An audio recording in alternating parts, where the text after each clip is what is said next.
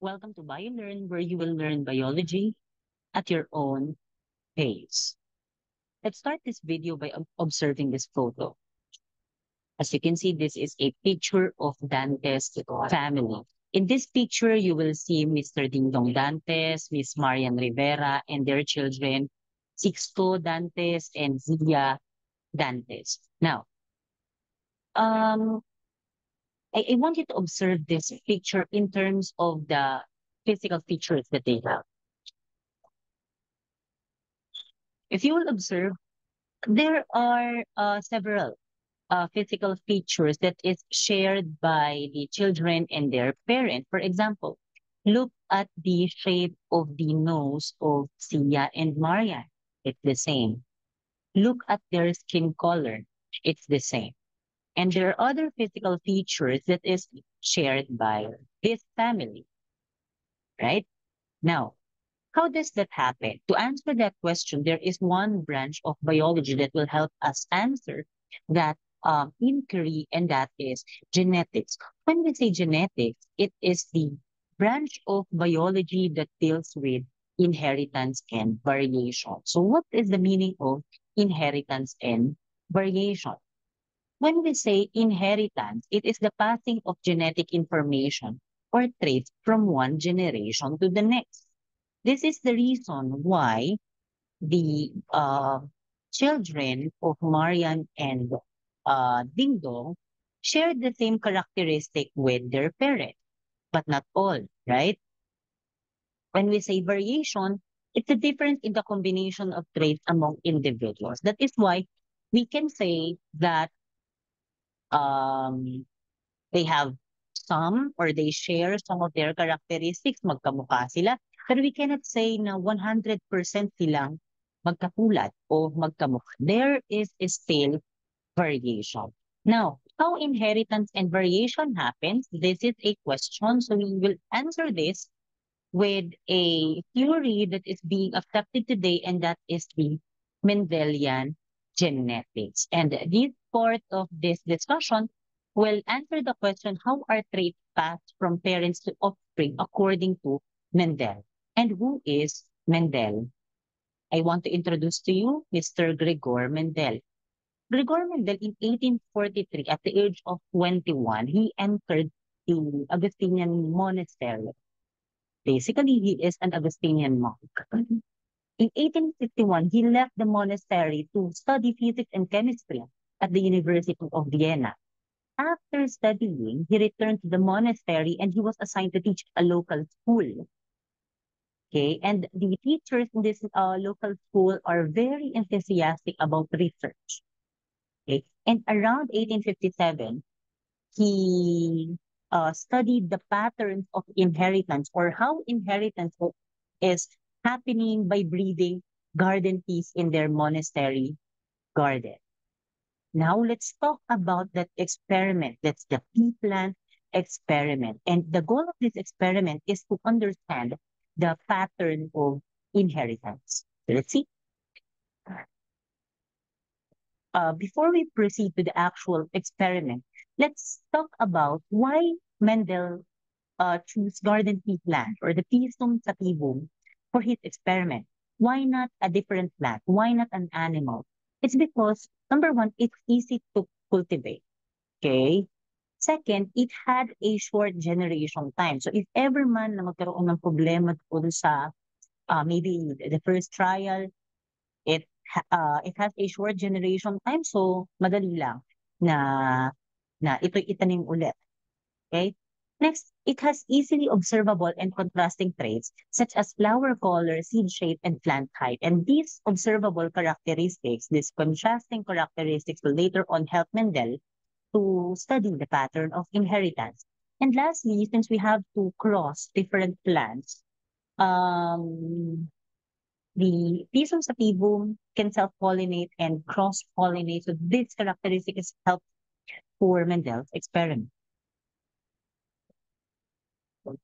For this experiment, he chose true breeding plants. So how did ensure that this is true breeding? No, ito ay nag-undergo muna ng pollination. When we say true breeding plants, whatever is the characteristic of the parent, the parental generation should be the characteristic of the offsprings of the succeeding generation. So you can see, kung ang parent ay may purple flowers, dapat yung mga susunod na generation ay meron ding purple flowers. Kapag merong lumabas na white, that is not a pure breed or a true breeding plant. This one, this is white. Okay, so for it to be considered a true breeding plant, dapat yung susunod na generation white then. Now, after ensuring that these plants are true breeding,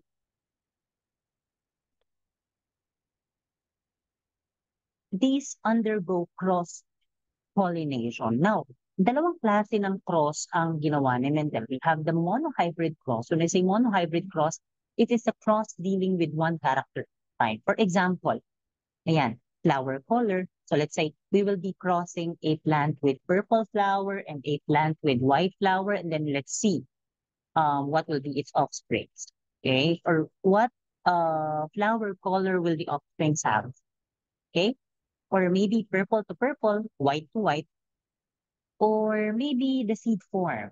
So we will be crossing a pea plant with a round seed and a pea plant with a wrinkled seed, and then we'll observe the characteristics of the offspring. Or maybe the seed color. So a yellow seeded pea plant or a green seeded pea plant. Okay.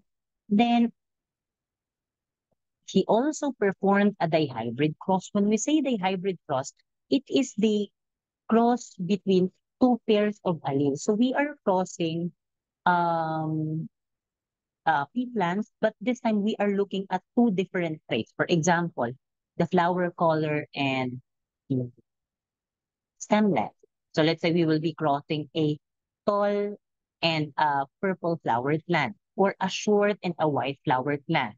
Then we'll see what will be the characteristics of the offspring.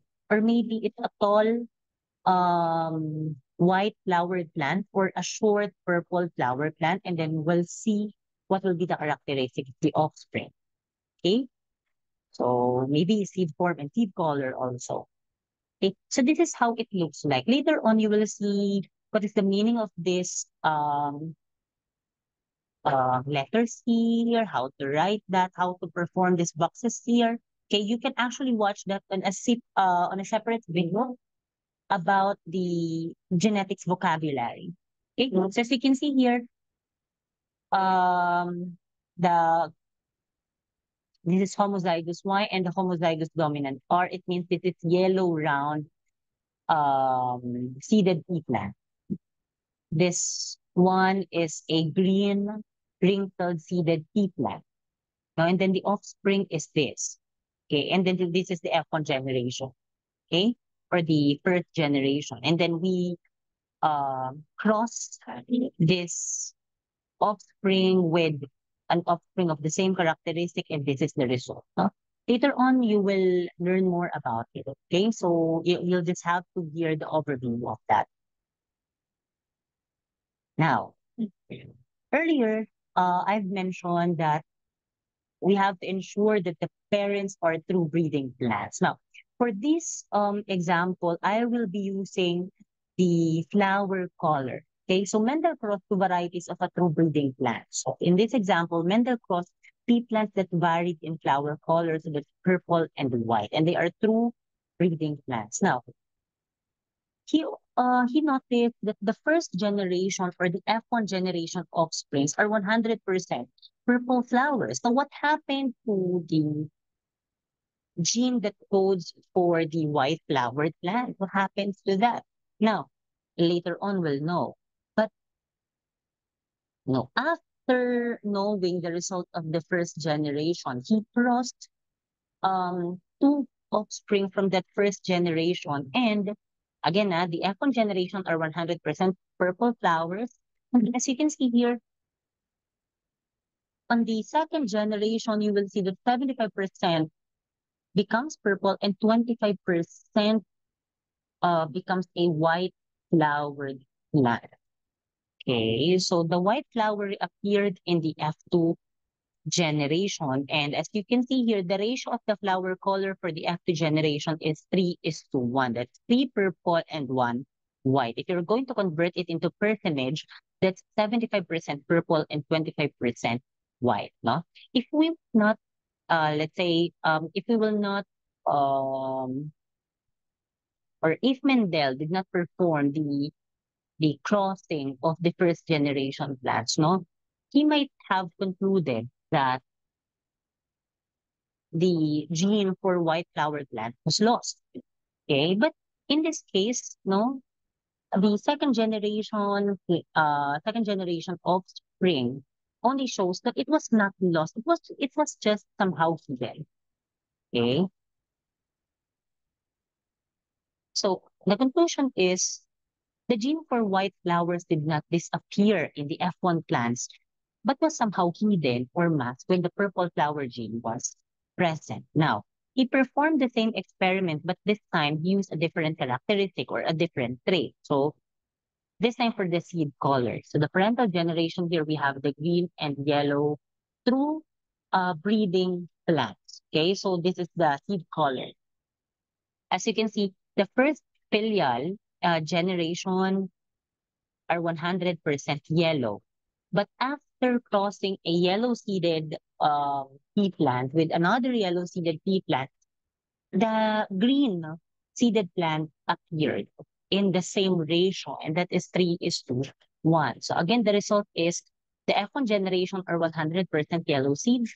The trait for green seed reappeared in the second filial generation. When we say filial, it means son. So we are referring to the offspring. Okay. So the ratio of the seed color for the F2 generation is 3:1. Okay.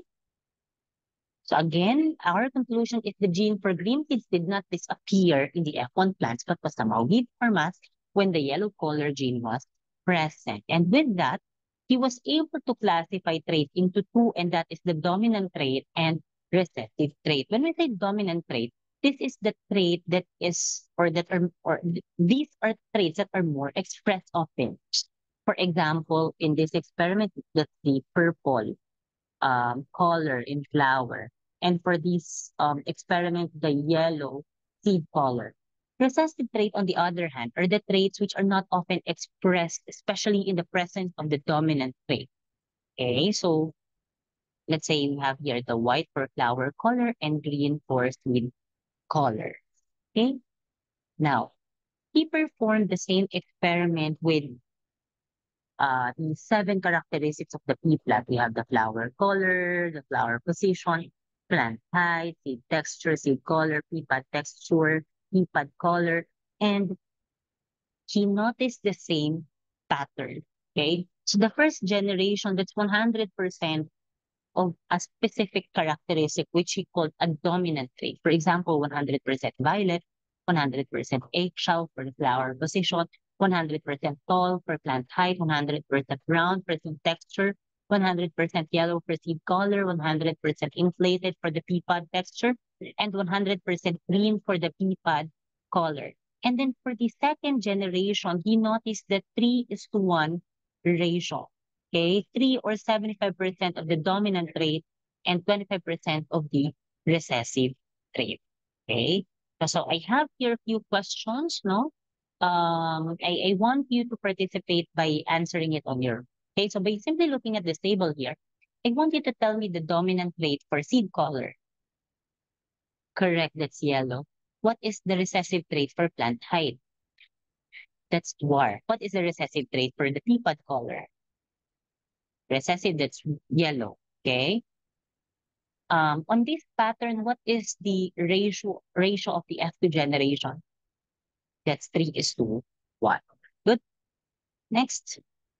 So now, Mendel wants to know that 3:1 pattern. Why the 3:1 pattern is happening. And with his intention to know how the 3:1 ratio happens, he was able to form the Mendel's law of inheritance. What are those? Number one, law of dominance. Number two, that's law of segregation. This is for the monohybrid cross. And then later on, he discovered another law, which we will discuss in a separate video. Let's start with the law of dominance. When we say law of dominance, it says that in a heterozygous allele, the dominant allele determines the organism's appearance. So an individual um, has two allele for a specific trait. Okay? So one coming from the mother and one coming from the father. And the law of dominance states that in the if that dominant allele is present, that dominant allele will be expressed. For example, um, let's say in terms of seed color, the dominant allele is yellow, which is represented by capital Y. Recessive allele is green, which is represented by small y. What are the possible genotypes? That's homozygous dominant Y. So the phenotype will be yellow because the dominant allele is present. For this one, that's homozygous recessive, green. This one is heterozygous, so this is yellow. Okay. So for plant height, we have tall and dwarf. And for this one, we have the homozygous dominant. Then the phenotype will be tall. And then homozygous recessive, since we do not have a dominant allele there, then the recessive allele will be expressed. That's dwarf. And then the heterozygous, then the phenotype will be tall. Okay. Now, what are those homozygous and heterozygous things, sir? I want you to watch my video about the genetics vocabulary so you'll be aware of those. Okay. Next, let's now proceed to the law of segregation. When we say law of segregation, number one, each individual has two alleles for each trait. Again, I mentioned this earlier that each individual has two alleles for each trait according to Mentel. One coming from your mom and one coming from your father. So for like for this, like for example, this one, let's say your father has homozygous dominant P for flower color and homozygous recessive P for flower color. And that is the genotype of your mom for flower color. And according to the law of segregation, which is also happening in meiosis, the genes segregate or separate during the formation of the gametes. Oh, so it separates. Oh, there. It separates. Now, each gamete contains only one factor from each pair of factors. Let's say this is the F1 generation genotype. So this is the possible genotype that you'll get from your parents. So what are the possible genotypes that you'll get? That's a heterozygous P, you know. The homozygous P is from your father and the recessive P from your mother. Or maybe that's a dominant P from your father and a recessive P from your mother, resulting to heterozygous genotype that you may get. Or that may be a dominant P from your father and a recessive P from your mother, or a dominant P from your father and recessive P from your mother. So as you can see, they segregate, no? And then you'll inherit, or the offspring will inherit only one allele from each of your parents. Okay? And fertilization, remember, fertilization is the union of the egg cell and the sperm cell, and each gives each new individual two factors for each trait because of that fertilization. Okay? So what is the, all right, this is phenotype, no? So that's heterozygous P, so that's going to be purple. Everything will be purple. Therefore, the genotypic ratio is 4:0 or 1:0. And the phenotypic ratio is also 1:0 because that's 100% purple. All right. And as you can see, it's reflecting on the first um, example I gave you during the pea plant experiment of Mendel. So you have here the purple plant, white plant here, purple, white. Then, so you can see the first generation offsprings are all purple, which is also showing on my example here, showing the law of segregation.